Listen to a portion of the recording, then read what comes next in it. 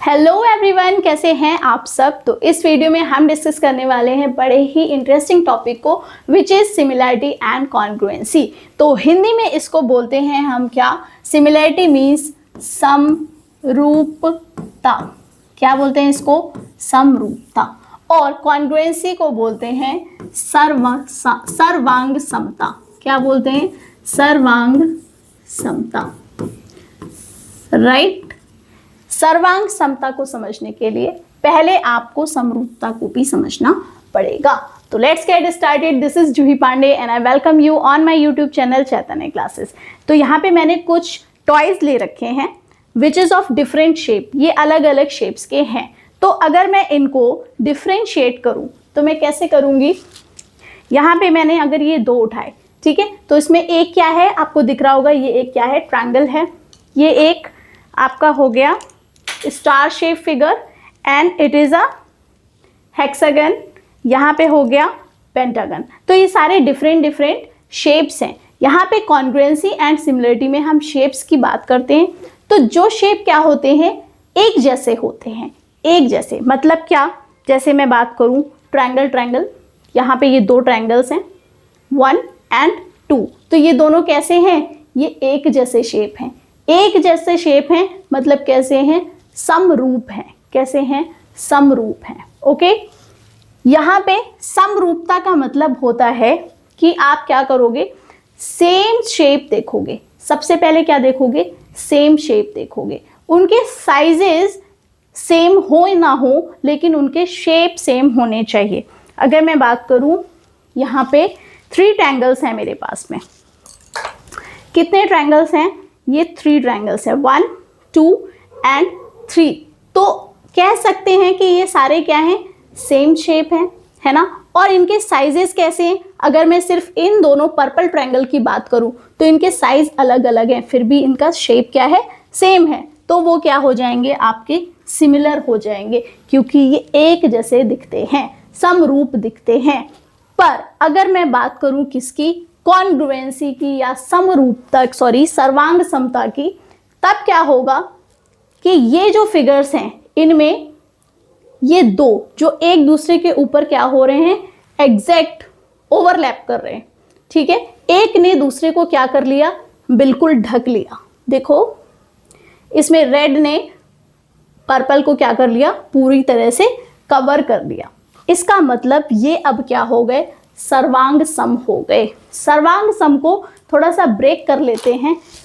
कैसे करेंगे, इसको मैं लिख सकती हूँ सर्व अंग समता, राइट।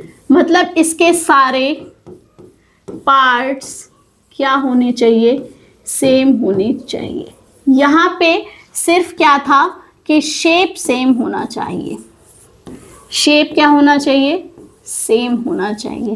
पर कॉन्ग्रुएंसी में हम बात करते हैं कि इसमें शेप तो सेम होना ही चाहिए, साथ ही क्या होना चाहिए, उनका साइज भी सेम होना चाहिए। Same shape and same size. समझ आया आपको, ठीक है। फिर से बता देती हूँ एक बार आपको। यहाँ पे रेड और ये पर्पल, ये दोनों कैसे हैं, समरूप हैं, एक जैसे दिख रहे हैं क्योंकि इनका शेप सेम है, ट्रायंगल है। बट यहाँ पे ये रेड और ये पर्पल, ये दोनों कैसे हैं, सर्वांग सम है, क्योंकि इसकी देखो ये एक दूसरे के ऊपर आराम से ओवरलैप कर रहे हैं। क्या कर रहे हैं, ओवरलैप कर रहे हैं। तो जब एक फिगर दूसरे को पूरा क्या कर लेता है, ओवरलैप कर लेता है, तब हम उसे कहेंगे कि वो क्या है, सर्वांग सम है। क्लियर है आपको इतनी बात, ओके यस। तो अब हम क्या देखेंगे, अब हम देखेंगे पहले सिमिलरिटी ऑफ ट्रायंगल्स, ठीक है। दो ट्रायंगल सिमिलर होंगे कब, ठीक, ये क्या फॉलो करते हैं। तो वैसे तो कॉन्ग्रुएंसी जैसे ही होते हैं इसके कुछ रूल्स, बट एक चीज डिफरेंट होती है कि इसमें क्या हो रहता है, एंगल। एक त्रिभुज के तीनों एंगल्स, तीनों कोण दूसरे त्रिभुज के तीनों कोणों के क्या होते हैं, बराबर होते हैं। अगर मैं कहूँ तो इसमें angle A is equal to होगा एंगल पी के, और angle B is equal to होगा एंगल क्यू के, और angle C is equal to होगा एंगल आर के। तो हम कह सकते हैं कि ये जो ट्रायंगल ए बी सी है ये सिमिलर है किसके, ट्रायंगल पी क्यू आर के। ठीक, यहाँ पे आपको इतनी बात समझ आती है कि तीनों एंगल दूसरे त्रिभुज के तीनों एंगल के क्या होने चाहिए, बराबर। किसी केस में अगर ऐसा हो कि एंगल ए एंगल क्यू के इक्वल है तो आप ए के साथ में क्यू को रखोगे, पी को नहीं रखोगे, ये आपको ध्यान रखना है। ठीक है, तो क्वेश्चन करते टाइम हम इसको और भी डिस्कस करेंगे। और एक चीज इसमें डिफरेंट होती है किससे, कॉन्ग्रुएंसी से, सर्वांग समता से, कि इनकी जो साइड्स का रेशियो होता है वो इक्वल होता है। देखो कॉन्ग्रुएंसी में मैंने बताया था ना, वो ओवरलैप कर लेंगे एक दूसरे के, इसका मतलब उनकी साइड्स बिल्कुल इक्वल होनी चाहिए। बट सिमिलरिटी में छोटे बड़े भी हो सकते हैं। तो यहाँ पे क्या होगा, अगर ये छोटे बड़े भी हैं फिर भी अगर ए बी और पी क्यू का रेशियो लेंगे तो वो ए सी और पी आर के इक्वल होगा, रेशियो के इक्वल होगा, और B C and Q R के रेशियो के इक्वल होगा। उसको हम कैसे लिखते हैं, उसको हम लिखते हैं A B by P Q. मैंने इस वाली साइड को इसके साथ लिया एंगल के हिसाब से, और बी सी को क्यू आर के इक्वल लिया, तो बी सी हो गया क्या, क्यू आर, इसका रेशियो। देन ए सी हो गया क्या, पी आर, तो ए सी हो गया क्या, P are. Now the ratio is same, क्या है, इनका जो अनुपात है वो सेम रहेगा, तब आप कहोगे कि ये ट्रायंगल कैसे हैं, ये सिमिलर हैं, ये कैसे हैं, समरूप हैं। कैसे हैं, समरूप हैं। ठीक, अब एक दो प्रॉपर्टी जो मैच करती है आपकी सर्वांग समता से, वो साइड हो सकती है, साइड एंगल साइड हो सकती है, राइट। और दो ये समझ आया आपको, एक रेशियो वाला और एक एंगल वाला। कौन सा, एंगल।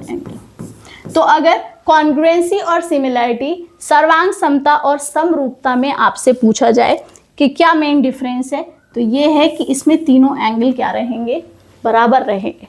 ठीक है, एंगल उसमें भी बराबर थे, लेकिन इसमें ज़्यादा खास बात है क्योंकि यहाँ पे साइज अलग अलग है। क्या है, साइज अलग अलग, तो इनके एंगल क्या होने चाहिए, बिल्कुल इक्वल होने चाहिए। ठीक है, बात करते हैं अब किसकी, कॉन्ग्रुएंसी के कुछ रूल्स की। तो पहला रूल जो आपका आता है वो आता है साइड साइड साइड। आप इसको बोल सकते हो भुजा भुजा भुजा। ये मैं लिख नहीं रही हूँ, ठीक है, ये मैं नहीं लिख रही हूँ। साइड साइड साइड में क्या रहता है, यस, ये एक ट्रायंगल और ये दूसरा ट्रायंगल। ये हो सकता है आपको छोटे बड़े दिख रहे हो बट ये है नहीं। ठीक है, ए बी एंड सी, यहाँ पे भी ए बी एंड सी। तो जब मैं कहूंगी कि A B is equal to B C, A B is equal to sorry यहाँ पे पी क्यू आर लिखना था। ठीक, पी क्यू आर, ओके। तो ए बी किसके इक्वल हो गया, ए बी इक्वल हो गया किसके, पी क्यू के, और मतलब ये इज इक्वल टू ये, और बी सी हो गया क्यू आर के equal, B C is equal to Q R, B C is equal to Q R, and A C is equal to P R, A C is equal to P R. क्या आपको समझ आता है, यहाँ पे ए B सी और P Q are की सारी साइड एक दूसरे के क्या है, इक्वल है। मतलब ए बी किसके, पी क्यू के, सारी साइड नहीं, कॉरस्पॉन्डिंग साइड। ठीक है, एक ही साइड वाली, ए बी पी क्यू के, बी सी क्यू आर के and A C P R के। तब आप कॉन्ग्रुएंसी कौन सी लगाओगे, एस एस एस, मतलब भुजा भुजा भुजा, करेक्ट। नेक्स्ट है आपका साइड एंगल साइड, मतलब भुजा कोण भुजा। ठीक है, मैं लिख देती हूँ इसको, भुजा कोण भुजा, और ये क्या था, भुजा भुजा भुजा। 3 टाइम्स।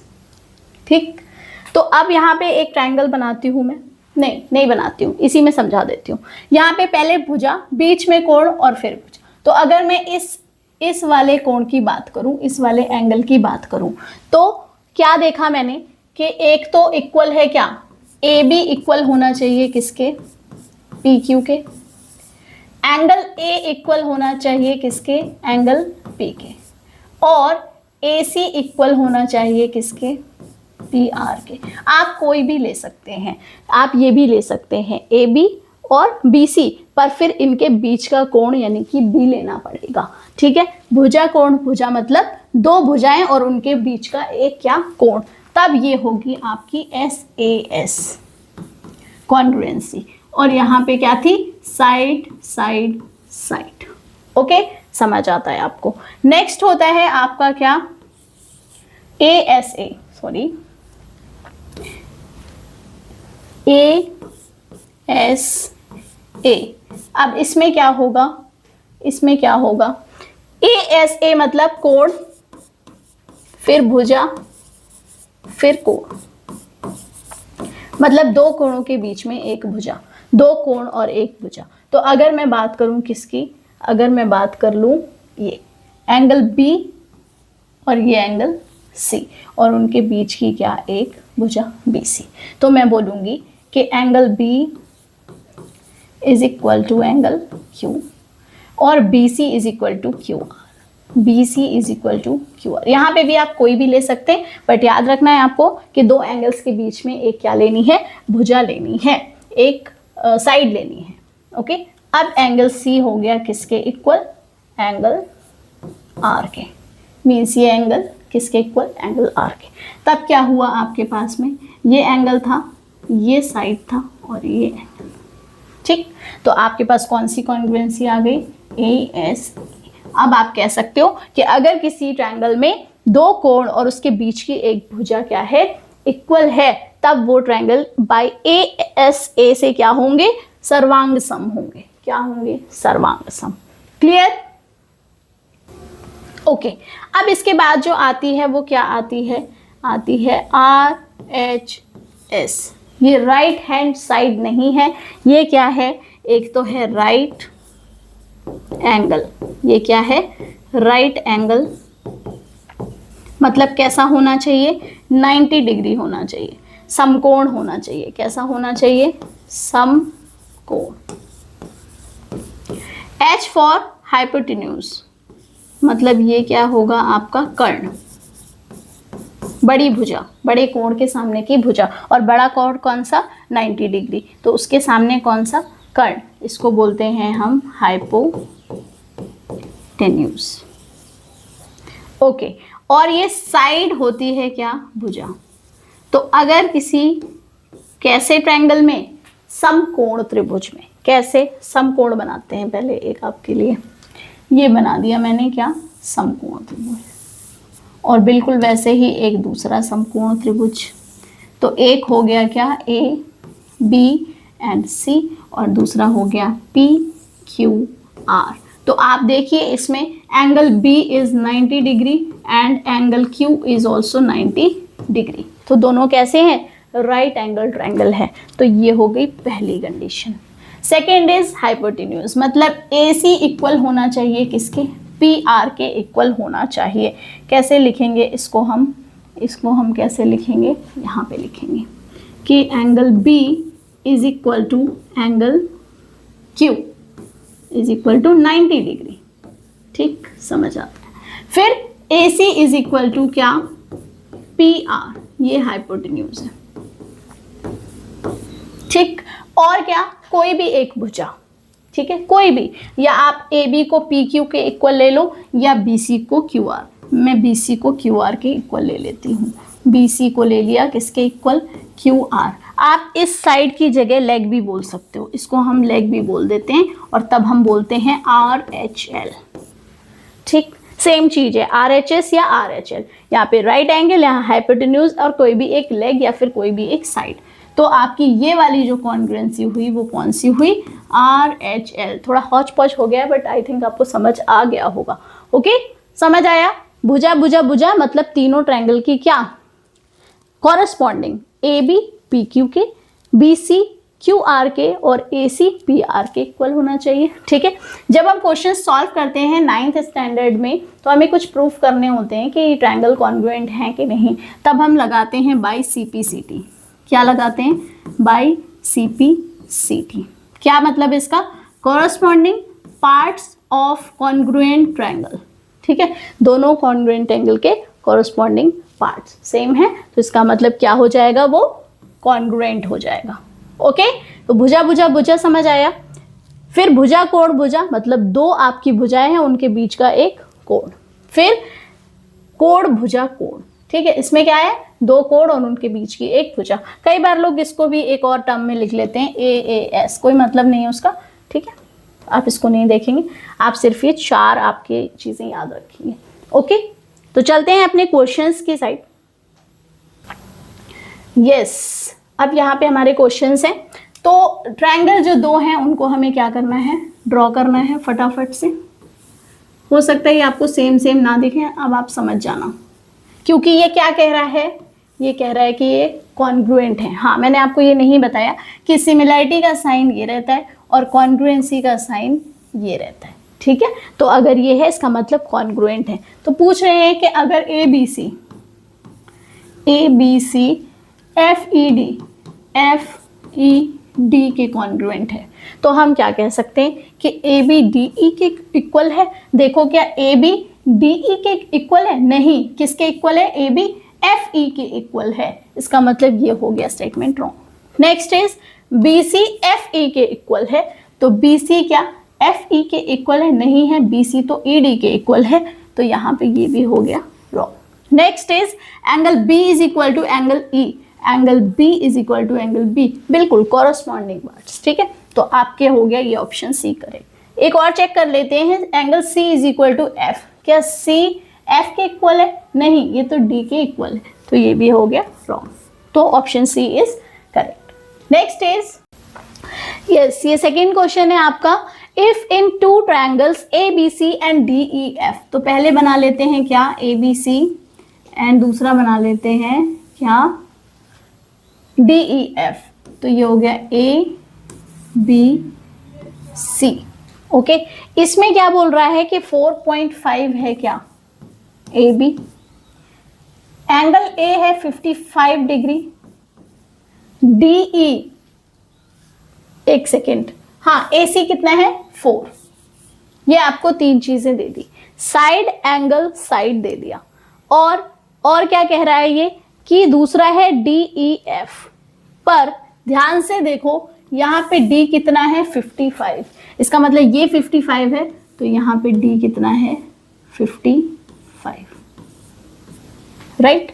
और क्या कह रहा है एफ डी कितना है 4.5, एफ डी है 4.5, तो इसका मतलब एफ इधर आएगा एंड डी ई 4, ई इधर आ गया और ये है 4।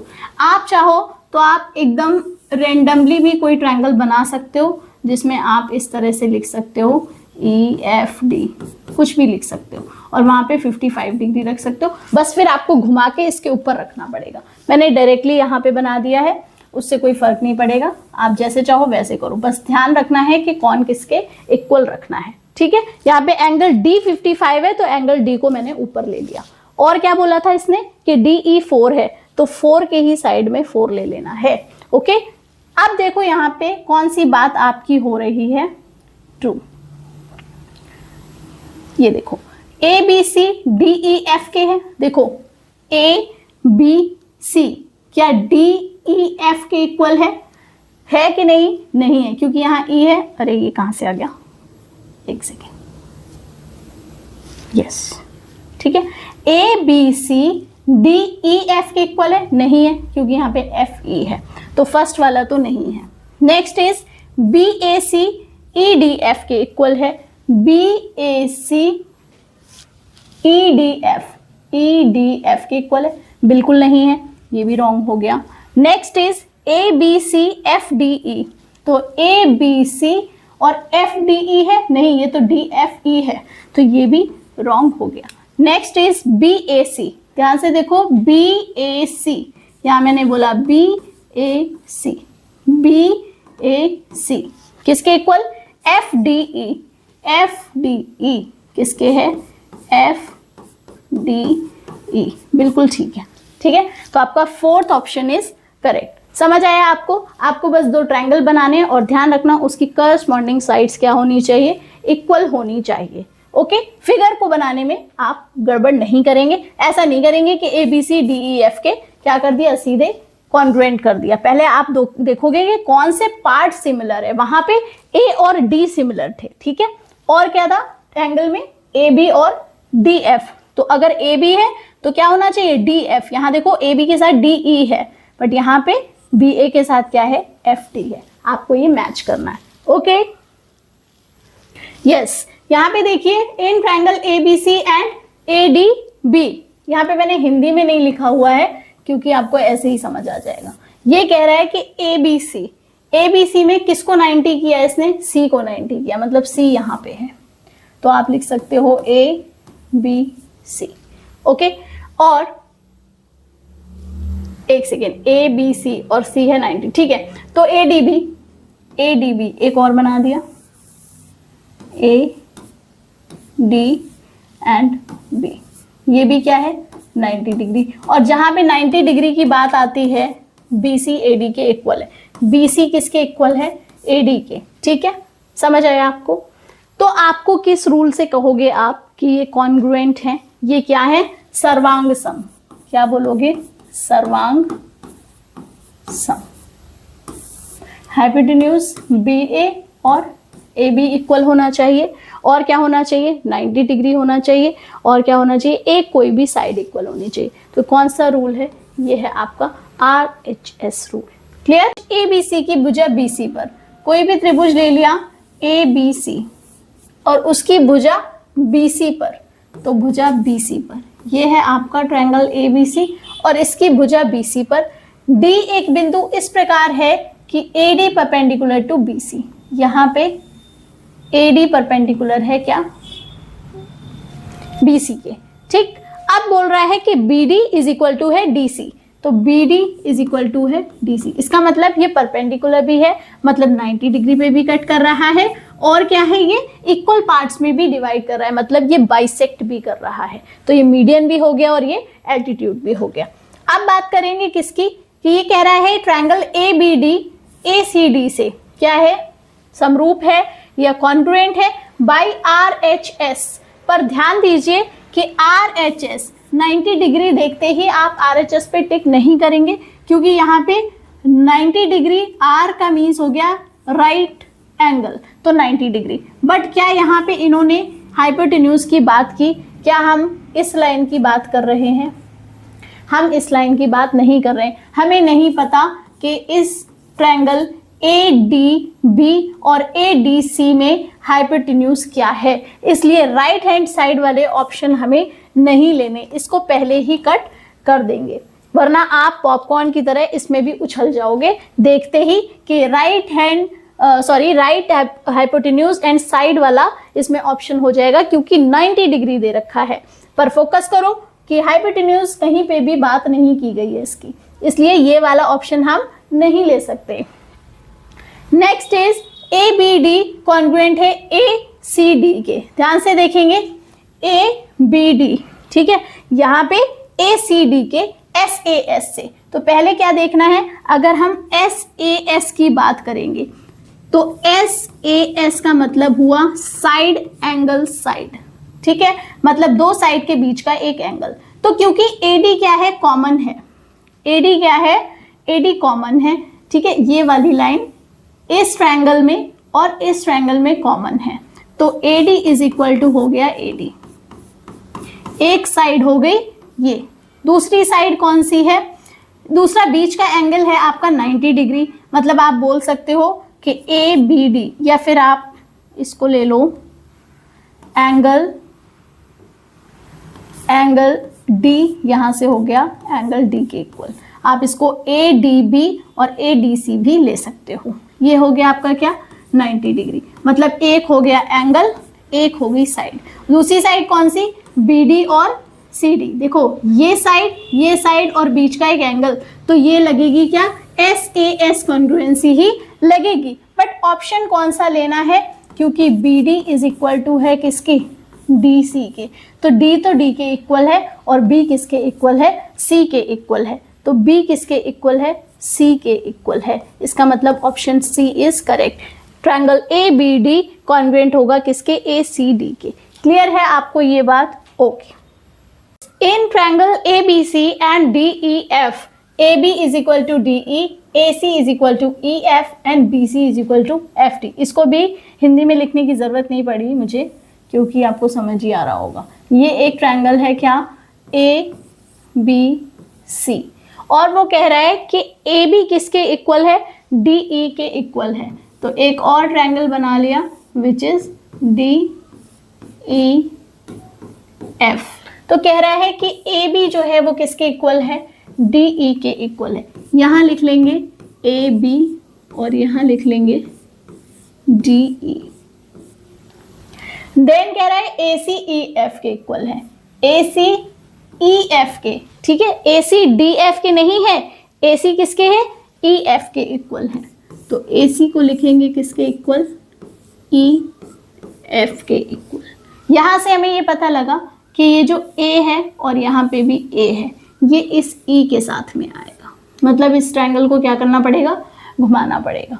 ठीक है, तो A किसके इक्वल हो गया, आपका E के इक्वल हो गया। देन आपका है BCFD, BCFD, ठीक है। तो BCFD के इक्वल करेंगे, BC और FD। यहां से ये C और यहाँ पे ये F और F, इसका मतलब पता चल गया कि CF के इक्वल है। तो जो B होगा वो किसके होगा, D के इक्वल। यहाँ B है, यहाँ D है, यहाँ B है, यहाँ D है। ऐसे आपको बना लेना है। A को E के इक्वल करना है। देखो A E के इक्वल कहाँ है, क्या यहाँ पे A E के इक्वल है, नहीं है, ठीक है, क्योंकि ये A है और ये E, गलत हो गया। तो नेक्स्ट इज यहाँ पे देखो A E के इक्वल है और D भी B के इक्वल है और F भी C के इक्वल है। इसका मतलब ऑप्शन B इज करेक्ट। समझ आया आपको? यहाँ नहीं मैच बैठेगा क्योंकि A तो E के इक्वल है पर B F के इक्वल नहीं है, C F के इक्वल है, तो ये भी रॉन्ग है। और यहाँ पे भी D B के इक्वल है, यस, E A के इक्वल है ना कि C के, तो ये भी हो गया रॉन्ग। क्लियर? आपको बस फिगर बनाना है और इस तरह से मैच करके देखना है, ठीक है, okay. In triangle ABC and DEF, तो ABC बनाएंगे पहले और क्या बनाएंगे, DEF बनाएंगे। पर ध्यान देंगे कि एंगल A क्या है, 90 डिग्री। तो अगर मैं A यहां ले रही हूं तो B और C ऐसे लूंगी, ठीक है। यहां पे ये 90 डिग्री हो गया, ठीक। अब बात करते हैं किसकी, DEF में F क्या है, 90, तो यहाँ पे F आएगा और ये क्या हो गया, 90। तो D E और F, ठीक है, समझ आया आपको? ध्यान से देखेंगे, AB क्या है, 5 सेंटीमीटर, AB है 5 और यहां से FD भी है क्या, 5। फिर है AC 7, ये है 7 और EF भी है क्या, 7। आप 90 डिग्री देखते ही उछल मत जाना पॉपकॉर्न की तरह कि आप इसको क्या कर दो, राइट हाइपोटेन्यूज एंड साइड, ये वाला नहीं लेना है आपको। क्यों नहीं लेना है, क्योंकि यहाँ पे आपको हाइपोटेन्यूज नहीं दिया हुआ है, कर्ण नहीं दिया हुआ है। जब दिया ही नहीं है तो आप वो कॉन्ग्रुएंसी कैसे लगाओगे, कैसे बताओगे कि ये दोनों BC और ED क्या है, इक्वल है। जब हाइपोटेन्यूज ही नहीं है तो RHS वाले दोनों ऑप्शन हो गए क्या, रॉन्ग। ओके, अब बचता है हमारे पास C एंड D, इसमें से चेक करेंगे। तो पहले देखो, एक तो ये है साइड, इसके इक्वल, तो साइड लग गया, और है एंगल, तो एंगल लग गया, ये और ये, फिर साइड तो लगेगा तो क्या, SAS, पर दोनों में ही SAS है। अभी हमें और चेक करना पड़ेगा। क्या चेक करना पड़ेगा कि ABC EDF के इक्वल है क्या, ABC EDF के इक्वल है, नहीं है। A B C F D E के इक्वल है, A B C F D E के इक्वल है, बिल्कुल है, तो ऑप्शन डी इज करेक्ट। समझ आया आपको? आप 90 डिग्री देखते ही बिल्कुल इसको टिक मत कर देना, पहले आप देखो कि आपको हाइपोटेन्यूज दे रखा है, अगर नहीं दे रखा है फिर तो आप कैसे ही लगाओगे, और देन आपको चेक करने हैं बचे हुए 2 options. Okay, next, yes, in triangle A B C and P Q R, आपको 2 ट्रायंगल बनाने हैं क्या, A B C and P Q R, P Q R, ध्यान से देखेंगे, ए बी कितना है 3.5 और पी क्यू वाले में 3.5 क्या है, पी आर, तो पी आर है क्या 3.5, इसको इधर पलटना पड़ेगा, और 7.1 है बी सी, वहां पे है पी क्यू, ठीक है, ओके। और क्या है यहाँ पे, ए सी 5 है और क्यू आर क्या है 5 है, तो आपको बताना है कि कौन सा ऑप्शन करेक्ट है। जनरली ए बी सी के साथ में पी क्यू आर सीक्वेंस निकलता है, पर ध्यान से देखेंगे यहाँ पे ए बी किसके इक्वल हो रहा है, ए बी इक्वल हो रहा है पी आर के या फिर आर पी के, ठीक, तो आप लिखोगे क्या, ए बी किसके इक्वल जा रहा है, पी आर के, देन बी सी किसके इक्वल जा रहा है, बी सी इक्वल जा रहा है किसके, क्यू पी के, ठीक, और ए सी किसके इक्वल जा रहा है, ए सी इक्वल जा रहा है किसके, क्यू आर के। आप ध्यान से देखेंगे कि ए के साथ में यहाँ पे भी आर है और यहाँ पे भी आर है, तो ए के साथ में यहाँ पे भी क्या आएगा, आर आएगा, ना कि पी आएगा, तो ऑप्शन 2 इज करेक्ट। समझ आया? ध्यान से देखेंगे, इसको सीधे नहीं मुंह उठा के कर देंगे कि ए बी सी और पी क्यू आर कॉन्ग्रुएंट है, नहीं, आपको कॉन्ग्रुएंट साइड देखनी पड़ेंगी, आपको कोरस्पॉन्डिंग साइड्स देखनी पड़ेंगी। Okay, next is, in the given diagram if A C is equal to B D, A C किसके इक्वल है, बी डी के इक्वल है, right, and B C A D के इक्वल है, बी डी कहाँ पे है, सॉरी बी सी किसके इक्वल है, ए डी के इक्वल है, मतलब ये वाली लाइन और ये वाली लाइन इक्वल है, और इधर ए सी और बी डी इक्वल है। तब कह रहा है कि कौन सा स्टेटमेंट आपका रहेगा ट्रू, कि A B C A B D के कॉन्ग्रुएंट है। देखो पहले आपको क्या करना है, वैसे ही लिखना है जैसे मैंने आपको बताया था, ए सी किसके इक्वल है, बी डी, और बी सी किसके इक्वल है, ए डी के इक्वल है। इसका मतलब आपको यहां से समझ आया कि सी डी के इक्वल है। क्या समझ आया? कि सी डी के इक्वल है, ओके, और ए बी के इक्वल है और बी ए के इक्वल है, ए बी के इक्वल है और बी ए के इक्वल है। मतलब कह सकते हैं कि ए बी किसके इक्वल है, बी ए के इक्वल है, ठीक, और सी डी के इक्वल है। तो देखो ध्यान से, यहाँ पे ए बी सी, तो ए की जगह क्या बी आ रहा है, नहीं आ रहा, यहाँ पे ए की जगह बी आ रहा है, आ रहा है, यहाँ पे भी आ रहा है, इसका मतलब इन दोनों में से कोई एक ऑप्शन करेक्ट है।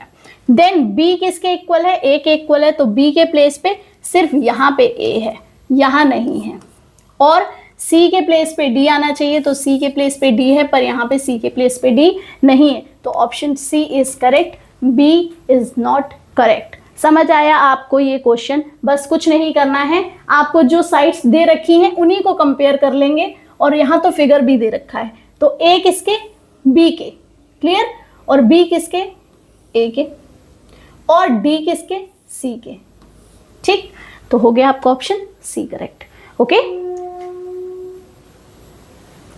यस, तो यहाँ पे हो गए आपके सारे क्वेश्चंस कंप्लीट, और अब आपको क्या करना है, इस पे करनी है प्रैक्टिस। किसी भी बुक से कर सकते हैं आप, बिना प्रैक्टिस के आप क्वेश्चन नहीं कर पाओगे, तो प्रैक्टिस आपको करनी है, ये आपका काम है। मैंने अपना काम पूरी ईमानदारी से किया, अब आप अपना काम पूरी ईमानदारी से करेंगे, और सिर्फ सीटेट के लिए नहीं, आने वाले हर टीचिंग एग्जाम के लिए आप इसको प्रिपेयर करेंगे। Okay, thank you.